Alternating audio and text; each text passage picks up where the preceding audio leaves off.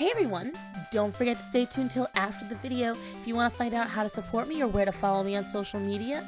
And also, if you like this video and like what I do, like, comment, subscribe, share, do all that good stuff. Anyways, thank you so much for choosing me, and on with the video.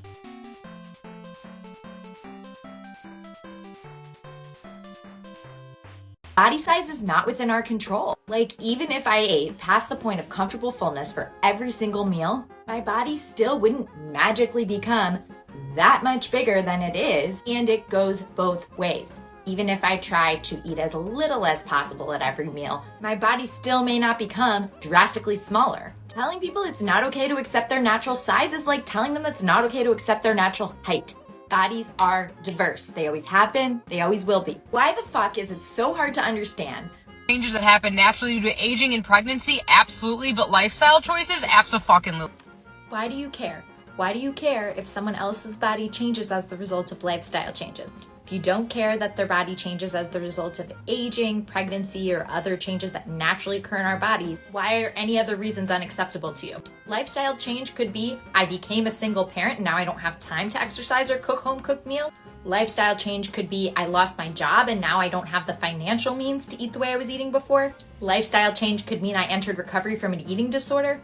Lifestyle change could mean that I no longer want to spend my time, energy, and money pursuing weight loss when I could be pursuing other things that actually enhance my quality of life. Bodies come in all shapes and sizes, and bodies change throughout our lives. And no matter the reason, everyone deserves dignity and respect. Nobody owes you diet or exercise. So you're enjoying being an intuitive eater, but you're not finding weight loss? Here's what you do. Nothing. If you're enjoying intuitive eating and you're not losing weight, you continue enjoying intuitive eating because intuitive eating is not about weight loss. Intuitive eating is about having a peaceful relationship with food, your body, and physical activity, letting your body settle where it's most comfortable. For some people, eating intuitively might result in some weight loss. For some, it might result in some weight gain. For some, they might stay the same. If you do what this woman suggests, you are not eating intuitively, you are eating restrictively. And as we know, restriction leads to compensation, leads to binging, leads to thinking about food more often, leads to spending more of your time, energy, money, and resources on thinking about food and eating, which is what intuitive eating is supposed to help you not do. What? Again, I did a video before right here. Intuitive eating is a highway to a worse relationship with food. Because when you believe that there is no such thing as bad food. I got us donuts. Those are so bad for you. Oh no, are they moldy? I mean, are they poisoned? Are you allergic? No, I'm just saying. You're judging my food choices based on a false standard of health again, aren't you? Guilty.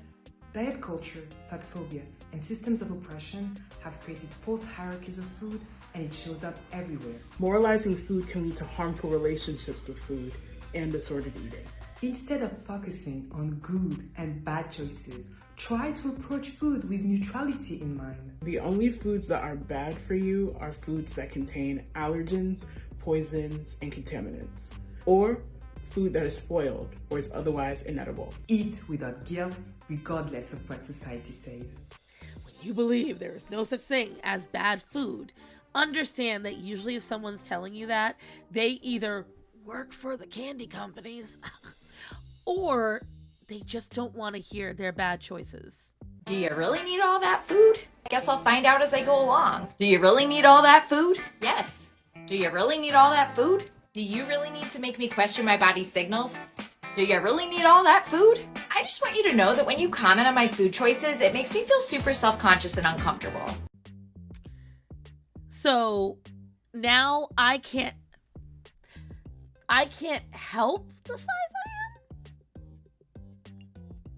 Hit 'em with the snare and the bass, swear in the face, this fucking world better prepare to get laced because they're gonna taste my... Fine. I'll do it myself.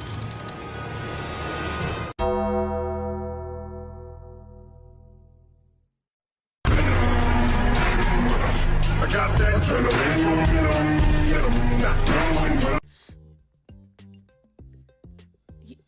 Your body size is... What? If that was the case, then starvation would do nothing. And yet, if you take any fat person and you take away the food, their size goes down.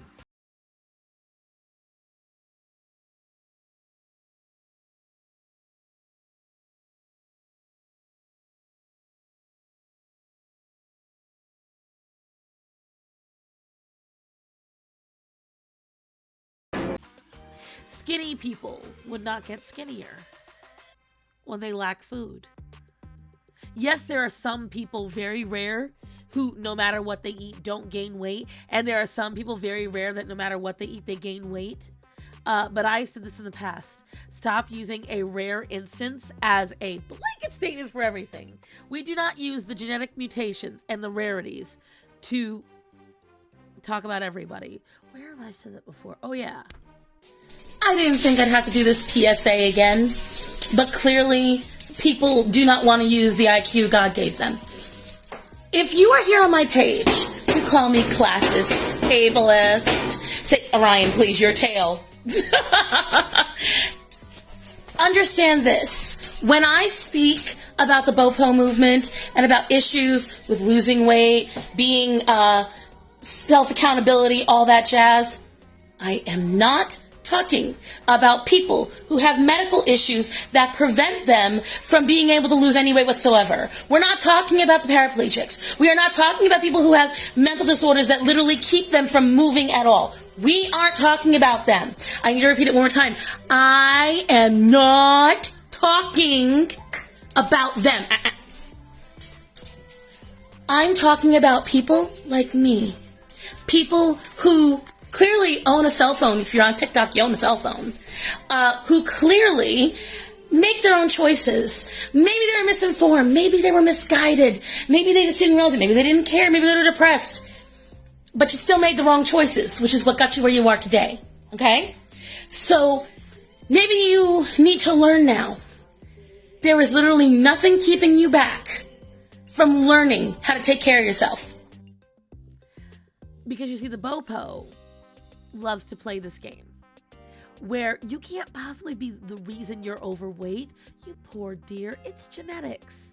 But you know, every time I see somebody with lymphedema, like severe lymphedema, they are fighting tooth and nail to not gain excess weight. They are trying so hard to eat healthy, exercise, because they don't want to let their actual disease control their life.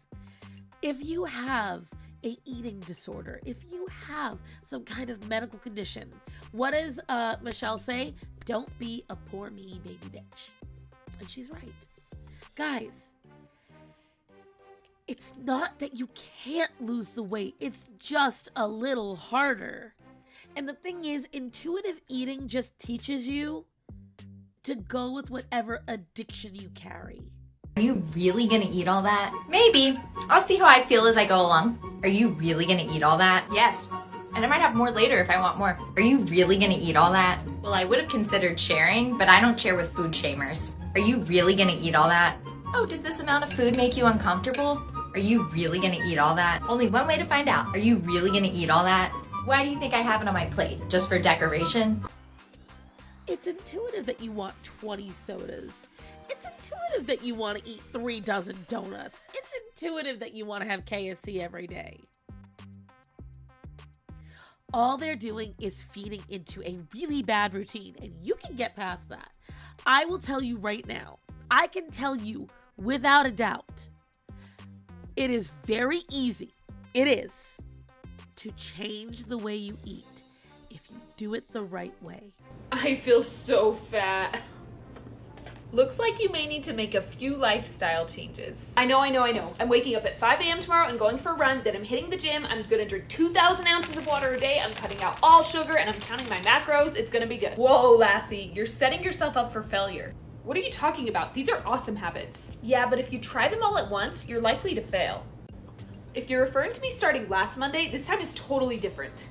Research shows it's best to start one thing at a time. Once you've done it for 21 days in a row, it will be a formed habit. 21 days? Yep. Once you've started mastering one of those items, then start tackling another, and you'll have a much better chance at being successful. You're the type of person I need in my life. I'm definitely following along. Identify what you like, okay? Start with that. And once you identify it, identify if you want to change that. So for instance, if you really love having fruit roll-ups, okay? If you love fruit roll-ups, that is your addiction, but it's really bad for you. Start making your own fruit leather, okay? Look up brands that make it and that's healthy for you. There is literal ways to get those little markers in your head that tell you it's delicious. This is the thing you want. Like, for instance, I love gummies. Oh my God, I love gummies. And I also do love fruit roll-ups, fruit by the foot. When I ever do get them, I love them. Gushers, oh my God. When I got a hold of them as a kid, and see, I didn't get them a lot. As an adult, I would get them as a treat once in a while. Here's what I will tell you. I realized I couldn't eat that anymore. So I had to identify what I did like. So I found brands of gummies. They're not gummies. They're literally just like, one of them is only 2 ingredients. It's mangoes and guava. And that's it. But they process the mango in a way so when you bite into it, you think you're biting into a gummy. And it's great. And so when I want my little treat, I'm literally just eating dried pieces of mango, but my brain thinks I'm getting my gummies, and it's great. If you like salt and you like cheese, go and get the little snacking cheeses. If you like cheesy stuff, if you like that, Belgioioso makes snacking mozzarella cheese. It also makes snacking fontina cheese. 70 calories a little packet. And it's like, I think it's like 10 grams of protein. It's really good. Sargento, again, 70 calories for 1 mozzarella cheese stick. You're getting the flavor, you're getting the salt, you're getting the cheese, and you're getting a filling snack. But you're not having the bad stuff.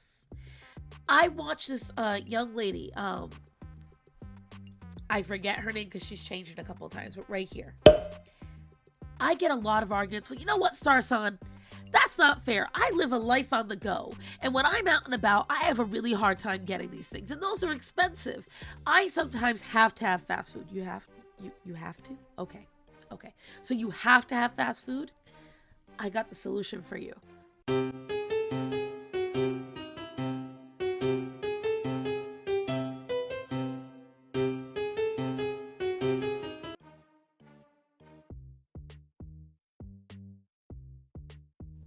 Almost every fast food joint carries a grilled chicken fillet. Just order the grilled chicken fillet. Usually that's only $2 or $3. If you're going to Wendy's, just order the patty. See, I can see some of you already cringing. Oh, well, that's so plain. Okay, but it is cheap. It is protein rich and it will feed you. Your Honor, number one, if you go to Bojangles or you go to Chick-fil-A or you go to Cookout, at least in my state, the grilled chicken fillets are delicious. They marinate them great. They have a great flavor to them, and it's something to eat. And also, Chick-fil-A has grilled nuggets. Not just the fillet. They have a whole thing of nuggets you could get that is grilled chicken. You have the opportunity. If you're gonna go for fast food, there are many fast food joints that offer multigrain and whole grain buns. Have it with no condiments. Ask for extra vegetables. See, you can manipulate it if you absolutely have to go out to make better choices. It's all on you. At my local market, if you live near a Food Lion, I know for a fact they do this. They have a little fruit, I don't know what they're called. I think they're called island displays. It's when you have those little chiller displays and it's like, it's in the cheese section. Usually there's cheese on it. Well, at my local Food Lion, they have a little section of that, but for fruit and vegetables. For $1.25, I could get a whole portion of fruit or vegetables. Now, I don't have any right now because I haven't gone food shopping yet. But let me tell you, it absolutely hits the spot. They're fresh cut every day, and that is a cheap and affordable option. So just buy those when you go on your food shopping trip. See, You guys always make excuses, and not necessarily you guys, but I'm talking to the people that like this woman who's like, oh, intuitive eating. Oh, it's difficult to make these choices. Oh, you have to listen to your body. No. Okay, no. If we listen to our bodies, especially if you're already lazy, your body's gonna say to sit there, do nothing, and lay on the couch. If you're a depressed person, your body is gonna tell you to sleep all day. If you're a person addicted to the gym, your body's going to tell you to exercise to the point of injury. Like, I hate this idea of listen to your body. No. Learn your body. Not listen, learn. Learn what your body needs. I said it before in a video. I know I don't need all the water that I drink, but thankfully it's water that I overdrink, so it's okay. That's my story and I'm sticking to it. Don't naysay me. But on the other side, kids, stay hydrated. But the point is, guys, don't let this myth they have of this intuitive eating, like, oh, well, I've got to make a healthy relationship with food. You're just replacing one unhealthy relationship with another. It is very rare that you, as an intuitive eater, are actually helping yourself. More often than not, you're causing more harm than good. And all I'm saying to you all is this. Please, please, please don't let yourself fall victim. Keep an eye on yourself. I almost said it. Do better. Oh, that hurt. Oh, that hurt. But it's true. You made me say it. It's your fault. Ugh. The stuffy nose is returned. I'm not happy. The point is, guys, you can make healthy food choices without it being sterilized, without it being boring, and with success long term. We're not just talking diet food. We're not just talking restraining yourself.